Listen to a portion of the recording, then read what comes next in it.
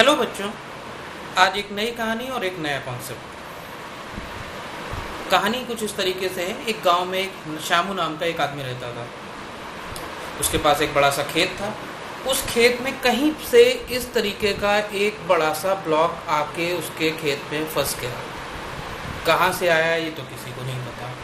श्यामू परेशान, इतना बड़ा ब्लॉक, इतना बड़ा पत्थर मेरे खेत में आ गया, मैं काम कैसे करूँगा। तो उसने अपनी पूरी ताकत लगा के इसको हटाने की कोशिश करी, लेकिन उससे कुछ नहीं हुआ। ब्लॉक अपनी जगह से बिल्कुल भी नहीं हिला, पत्थर बिल्कुल नहीं हिला। तो श्यामू ने क्या किया, अपने दोस्तों को आवाज़ दी। एक एक करके कई सारे दोस्त आए, उन सब ने अपनी अपनी पूरी ताकत लगाई, लेकिन ये ब्लॉक यहाँ से हिलने को तैयार ही नहीं। करते करते काफ़ी सारे लोग आ गए, लगभग आधा गांव इकट्ठा हो गया, लेकिन इसको कुछ नहीं हुआ। ये सब लोग इस पर ताकत लगा रहे थे, इस पर फोर्स लगाए जा रहे थे। इसी बीच श्यामू का 5 साल का एक छोटा बच्चा आया उधर से टहलता हुआ। उसने जरा सा इसमें हाथ लगाया और ये अपनी जगह से खिसक गया।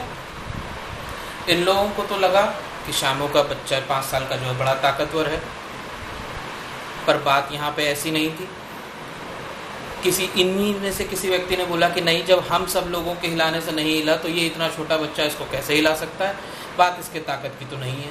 तो फिर उनमें से कोई एक बुद्धिजीवी बोला कि नहीं, मुझे लगता है इसके नीचे कोई एक सांप, जो हमारे बल लगाने से, हमारे फोर्स लगाने से वो भी उतना ही फोर्स लगा रहा था और अपने आप को बड़ा करता जा रहा था।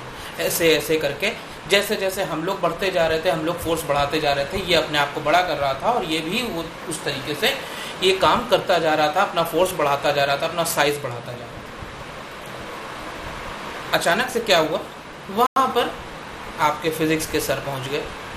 उन्होंने कहा कि ना तो ये इस बच्चे की ताकत की बात है, ना ही इसके नीचे कोई सांप है जो अपने आप का साइज बढ़ा रहा है, अपने आप को बड़ा कर रहा है, अपना फोर्स बड़ा कर रहा है। तो लोगों ने पूछा फिर क्या है, तो उन्होंने बताया कि इस प्रोसेस को बोलते हैं, जिस प्रोसेस की वजह से ये पत्थर, ये ब्लॉक हिल नहीं रहा था, उसको बोलते हैं फ्रिक्शन, हिंदी में जिसे घर्षण बोलते हैं। तो उन्होंने पूछा ये क्या है, ये कैसे काम करता है।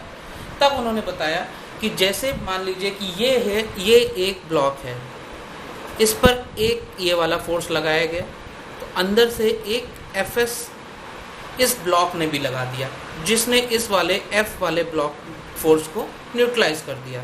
अब क्या हुआ, ये फोर्स इस तरीके से यहाँ से बढ़ाया गया, 1 2 3, इस तरीके से फोर्स बढ़ रहा था। उसी तरीके से ये वाला फोर्स भी Fs अपने आप को बढ़ाता जा रहा था, 1 2 लेकिन हुआ क्या, जब इस बच्चे ने यहाँ पर इतना छोटा सा फोर्स एक लगाया, स्मॉल f के बराबर का, ये ब्लॉक अपनी जगह से चला गया। उस केस में क्या हुआ, ये जो यहाँ पर F, ये जो Fs की बात हो रही है, ये है फ्रिक्शन का एक पार्ट, जिसे बोलते हैं स्टैटिक फ्रिक्शन।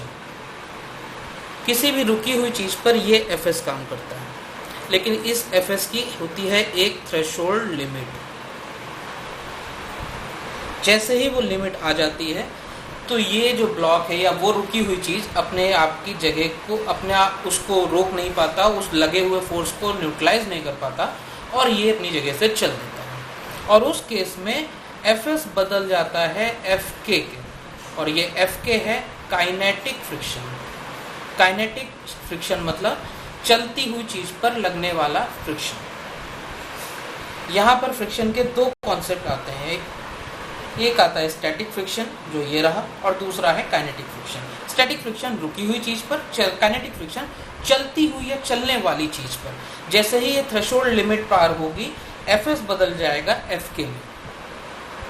आज के लिए फ्रिक्शन का इतना सा कॉन्सेप्ट। अगर पसंद आया हो तो कमेंट ज़रूर बताएं, और कमेंट में ज़रूर बताएं, और अगले वीडियो किस टॉपिक पे होना चाहिए ये भी कमेंट में बता सकते हैं। और जब तक आप कमेंट में नहीं बताएंगे, तब तक मेरी तरफ से अपने आप से ही अलग अलग टॉपिक्स को ईजीएस्ट फॉर्म में बताने की कोशिश जारी रहेगी। Thank you.